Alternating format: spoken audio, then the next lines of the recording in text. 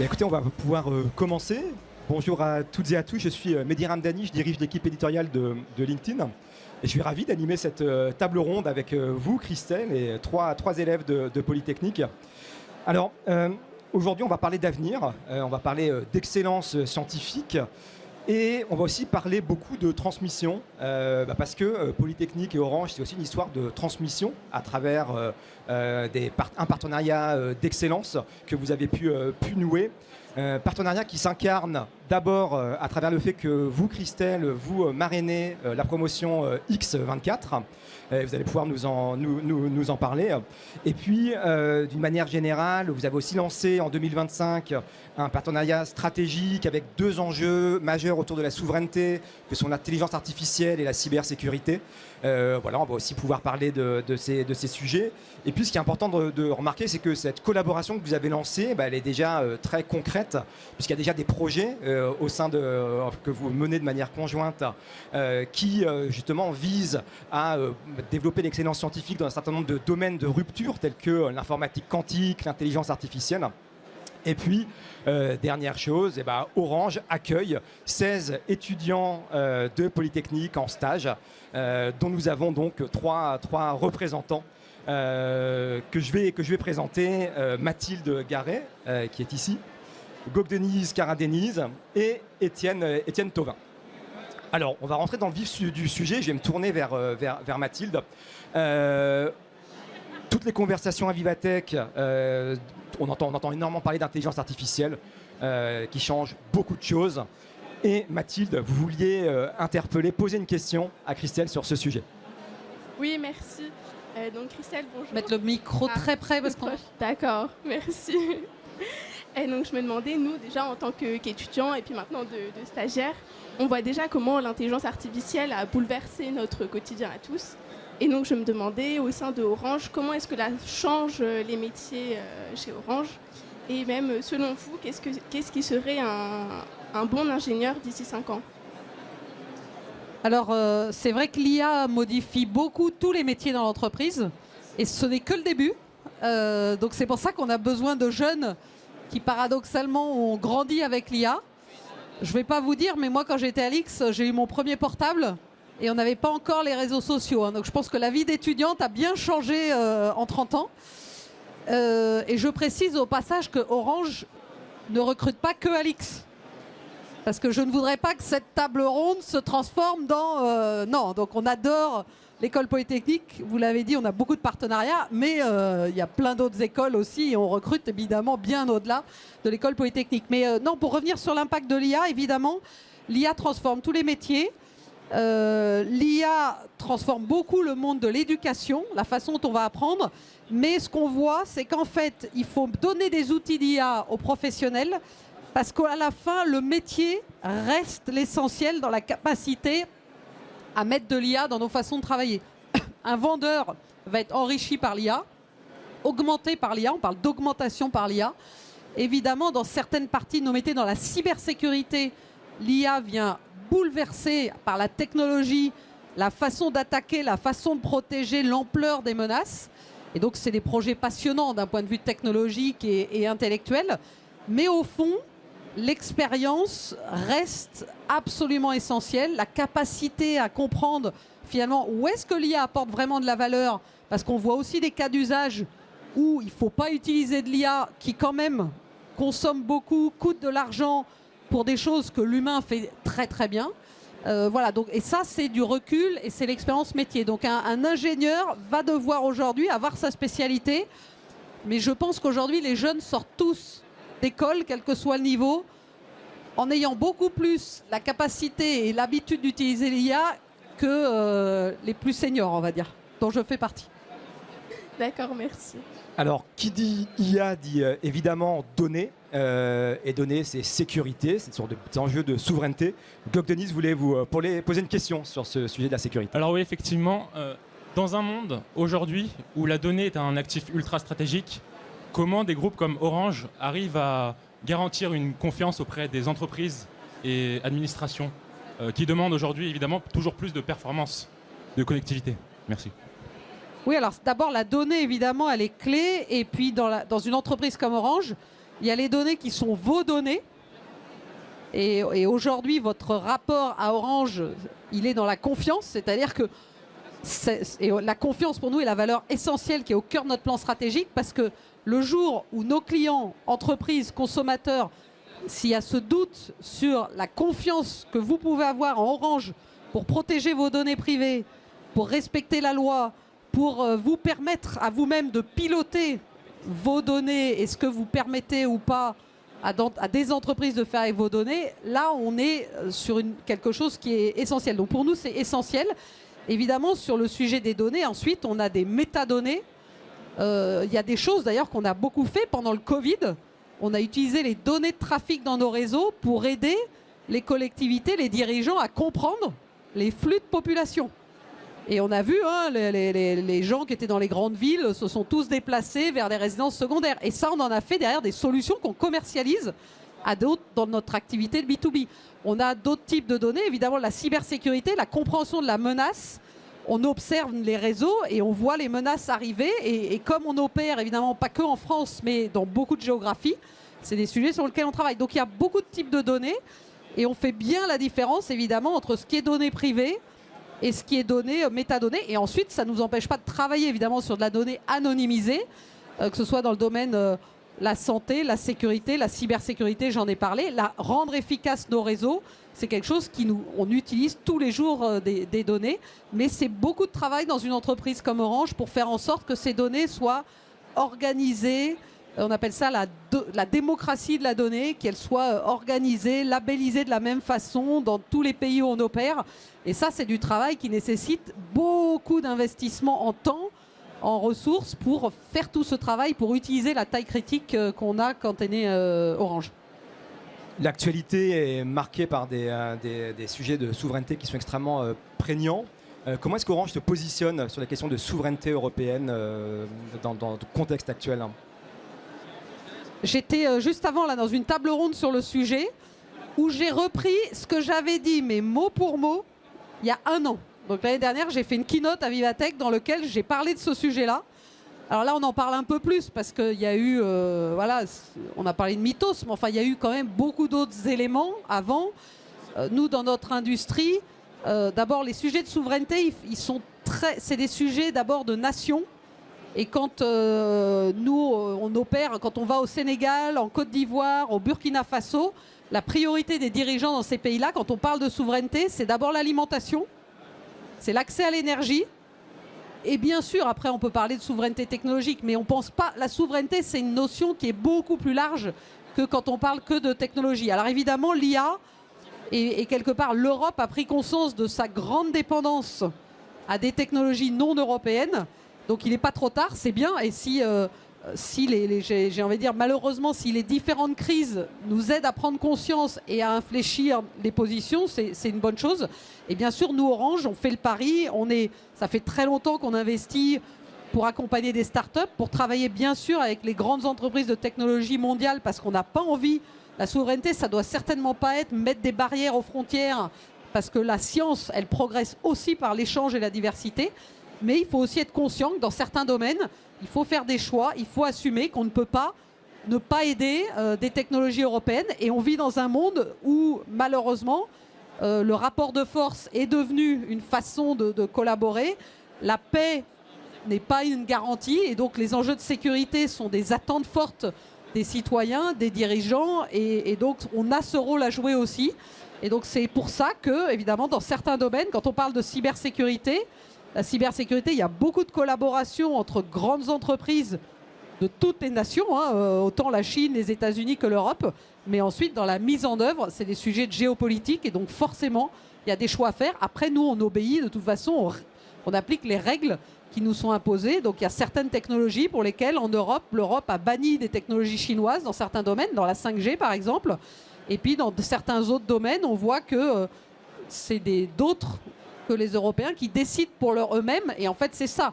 C'est cette dépendance qu'on peut avoir à des décisions qui ne seraient pas prises par des Européens. Et c'est là où, évidemment, il faut avoir des options, il faut travailler. Et c'est super parce que ça veut dire plein d'opportunités pour des startups, pour des entreprises, pour la technologie. Mais ça veut aussi dire assumer, avoir des plans de continuité et assumer qu'il va y avoir des crises et qu'il faudra les adresser. Mais alors ça fait partie de notre ADN. Alors justement, on va aussi parler de l'ADN d'Orange, mais aussi de l'ADN de Polytechnique, une école marquée par son histoire militaire, par son excellence industrielle. Et Étienne voulait vous poser une question sur ce sujet. Oui, selon vous, les parcours issus des milieux industriels et militaires, en quoi constituent-ils un atout pour un opérateur comme Orange ? Alors je pense que, une fois de plus, l'école polytechnique, pendant très longtemps d'ailleurs, c'était très critiqué que l'école polytechnique soit rattachée au ministère des Armées en France. C'est un débat qui n'existe plus du tout. Et d'ailleurs, c'était critiqué aussi par les armées. Ils disaient finalement, c'est une diversification, on a besoin des budgets pour se défendre, pourquoi l'école polytechnique ? Aujourd'hui, il n'y a aucun doute sur le fait que la technologie est au cœur des enjeux de souveraineté et de défense. Et donc, ce partenariat, évidemment, il fonctionne. Pour une entreprise comme Orange, je l'ai dit, nous, ce qu'on veut, c'est d'abord de la diversité. Donc, on ne va pas recruter que des polytechniciens. Mais c'est vrai aussi que la formation militaire, c'est aussi une formation humaine. Et ce qu'on apprend beaucoup dans la formation, le cadre militaire de l'X, c'est beaucoup plus l'humain que les enjeux de défense. En tout cas, moi, c'était mon expérience. Et puis ça ouvre les yeux et on vit dans un monde où malheureusement, vous lisez la presse tous les jours, je le disais, la paix, et on opère dans des pays, que ce soit nos collègues en Jordanie, nos collègues au Burkina Faso, nos collègues en Moldavie, en Pologne, en Roumanie. La notion de sécurité et la paix est un bien précieux, très fragile.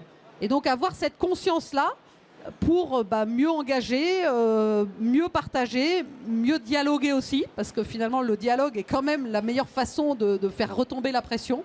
Et donc des parcours diversifiés, que ce soit, on recrute aussi des gens qui ont travaillé dans la défense, pas que en France d'ailleurs, parce que évidemment on opère dans 26 géographies, et puis des parcours industriels. Donc c'est vraiment cette diversité qui est nécessaire dans un groupe comme Orange.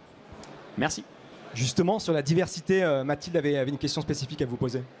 Oui, effectivement, au sujet des talents, je me demandais comment, en tant que dirigeante de Orange, vous faisiez pour que la diversité et la parité ne soient pas seulement une question d'image, mais aussi bien un moteur d'innovation et de performance.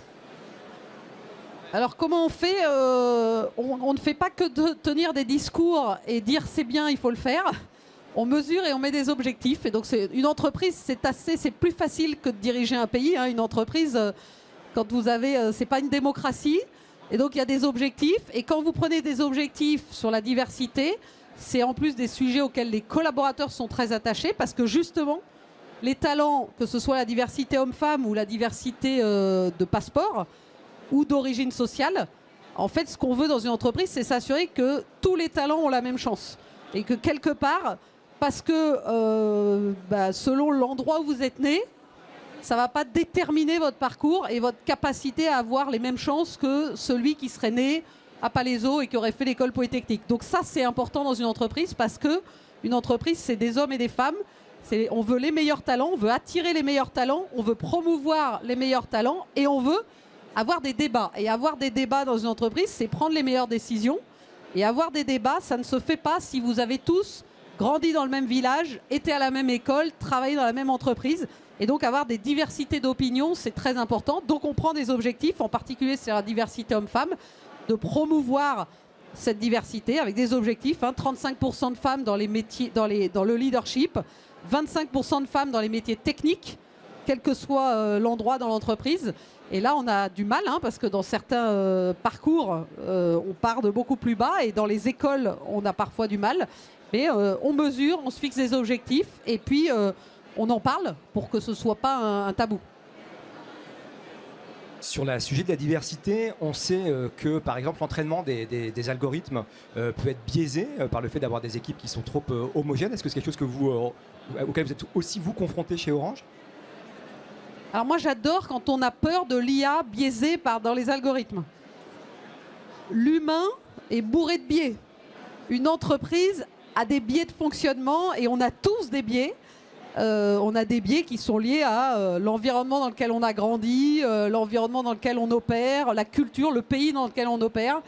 Et justement, la diversité, ça aide à ça. Donc après, quand on parle d'IA, il y a plein d'exemples. Vous promptez, l'IA va vous sortir une image dans lequel vous avez que des hommes scientifiques parce que l'IA a été nourrie avec des modèles où les sciences, c'est les hommes.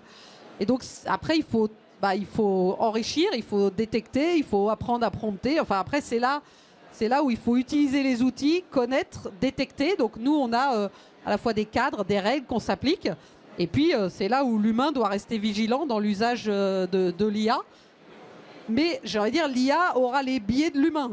Donc on reproduit les biais, mais l'IA peut aussi corriger les biais de l'humain. Donc voilà, c'est tout l'intérêt de ces technologies.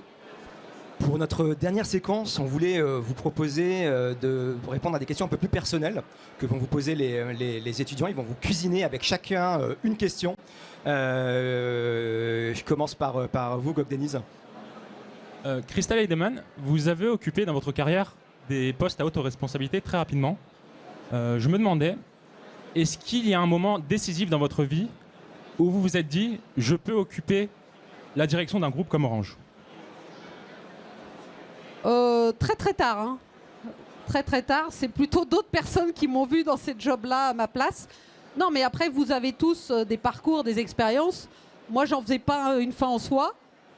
Mais en même temps, j'ai toujours eu alors soit ce courage, soit cette inconscience que quand on m'a proposé des jobs qui étaient parfois, et bien avant d'être CEO d'Orange, mais des jobs où parfois certains refusent des jobs en se disant « Ah, mais c'est pas assez haut dans l'organisation ». Ah, mais c'est pas exactement ce que j'avais en tête. Moi, j'étais toujours plutôt attirée vers la découverte. Et du coup, j'ai pris quelque part ce qui était qualifié de risque. Mais ça m'a permis d'apprendre des choses, d'être visible. Parce que quand vous faites des choses qui sont un peu hors parcours, balisées, du coup, vous vous faites remarquer. Et puis voilà. Mais il faut pas... Voilà, il y a une part de... C'est aussi d'autres gens qui voient pour vous des choses. En tout cas, moi, je me suis... jusque très très tard, évidemment. Après, quand on vous propose le job de CEO d'Orange, ça se refuse pas. Mais j'ai mis longtemps à rentrer même dans le process, mais parce que je n'en faisais pas une fin en soi. Mais c'était pas non plus parce que je me disais je ne peux pas. C'était plus parce que j'adorais ce que je faisais avant. Donc voilà. Étienne. Moi, j'aurais une petite question. Est-ce que vous avez eu des modèles, des mentors ou des gens en général qui ont particulièrement compté dans votre parcours ? Beaucoup. Pas de femmes. J'ai jamais travaillé pour des femmes. J'ai jamais eu de manager femme. Non pas que je n'ai pas voulu, mais ça s'est pas présenté. J'ai beaucoup appris de tous mes managers et qui sont certains qui ont été des mentors. Mais j'ai presque autant appris de ce qu'ils faisaient bien que de choses que je les voyais faire et je disais jamais je ferai comme eux. Parce que voilà, je me disais tiens ça c'est pas vraiment c'est pas ce que voilà. Donc c'est avoir cette capacité de recul à apprendre. Et de toute façon, une carrière, c'est fait d'apprentissage. Et donc, vous nourrissez évidemment de ce que vous apprenez des managers avec qui vous travaillez. Et moi, d'ailleurs, je dis toujours, quand on me demande des conseils, je dis choisissez presque plus le manager pour qui vous allez travailler que la job description. Mathilde aussi Merci. avait une question pour vous. Oui, alors je me demandais, avec tout le recul que vous avez maintenant, quel conseil est-ce que vous donneriez à la vous qui avait 20 ans et qui étudiait sur le campus de Palaiseau ? Ah bah alors franchement, quand j'avais 20 ans, j'écoutais pas les conseils. D'ailleurs, j'ai pas toujours suivi les conseils qu'on m'a donnés dans ma carrière. Je vais garder 2-3 trucs pour moi, mais non, mais j'avais envie de découvrir des choses. Et vraiment, j'ai suivi mes intuitions. Et donc, je ne sais pas si je me donnerais des conseils a posteriori. Je me suis toujours dit qu'il ne fallait pas... il fallait profiter. Il faut prendre des jobs où vous apprenez, vous êtes content de ce que vous faites. Et je me disais jamais, je bosse dur, je fais un truc que j'aime pas parce que demain ou après-demain, ce sera bien. Parce qu'il faut profiter de l'instant présent. Et je me suis toujours dit, quand je ne le sens pas parce que je m'ennuie ou parce que les gens avec qui je travaille... voilà, n'ont pas les mêmes valeurs que moi, j'irai faire autre chose. Et donc ça, c'est une chance de se sentir libre et d'avoir suffisamment confiance en soi pour faire des choix. Et vraiment, je pense qu'il y a de plus important dans une carrière, mais c'est vrai aussi pour les enfants, c'est de construire cette confiance en soi. Donc travailler pour des gens qui vont vous aider à construire cette confiance, à prendre des échecs, parce que finalement, on connaît tous des échecs dans une carrière, et on apprend beaucoup plus de ses erreurs et de ses échecs, de ses succès. Mais le monde et la société va vous demander de ne parler que de vos succès et de vos réussites. Et donc, il faut avoir cette capacité aussi à apprendre de ces échecs et les vivre comme des apprentissages et pas comme des choses qu'il faut cacher parce que c'est pas normal. Tout le monde a des échecs. D'accord, merci beaucoup. Il nous reste encore un petit peu de temps, donc moi je rebondis aussi sur cette histoire d'échec. Est-ce que vous avez un échec qui vous a profondément marqué dans votre carrière et qu'est-ce que vous en avez retenu? Il n'y a pas un échec, mais quand vous faites du business, perdre, moi je le dis souvent, les gens chez Orange le savent, hein, je ne joue pas pour perdre. Donc quand on se lance des défis dans une entreprise, ça peut être des défis internes, ça peut être des projets, ça peut être des victoires commerciales, ça peut être... voilà, quels que soient les enjeux, vous avez envie de réussir. Et en fait, dans une entreprise, rien n'est plus puissant que ce sentiment de gagner et de réussir. Et donc, c'est vrai que moi, chaque fois que j'ai perdu des appels d'offres, pas atteint des objectifs, pas réussi à innover sur des sujets où on essayait d'innover, vous le vivez comme un échec. C'est très frustrant. Après, moi, j'ai une nature où je regarde toujours le verre à moitié plein et où je disais l'échec, c'est une opportunité de se dire plus jamais. Et donc, il faut apprendre pour se dire qu'est-ce que je ne referai pas et de toujours se dire finalement, j'ai donné le meilleur de moi-même. Et donc, quelque part, si vous avez échoué, il faut au moins ne pas avoir de regrets. Le pire, c'est comme quand on est étudiant. Hein, vous allez passer votre examen. Si vous savez que vous n'avez pas bossé, bon, à la fin, vous pouvez vous en prendre à vous-même. Si vous avez bossé, c'est parfois injuste, parfois on n'y arrive pas, mais au moins vous vous dites j'ai donné le meilleur de moi-même. Merci. On pourra retenir que pour faire face à tous ces défis technologiques qui nous attendent, pouvoir compter sur l'excellence académique d'une école comme Polytechnique et la puissance industrielle d'Orange, c'est vraiment ce qui fera la différence en Europe. Est-ce que vous avez un message à faire passer à votre auditoire qui est relativement jeune? Il y en a beaucoup d'élèves de Polytechnique devant nous. Voilà, un mot de la fin.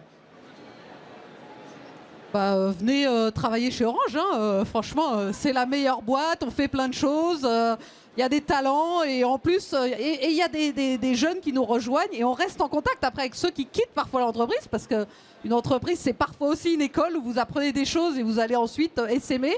Il y en a qui créent leur boîte, il y en a qui font autre chose, voilà.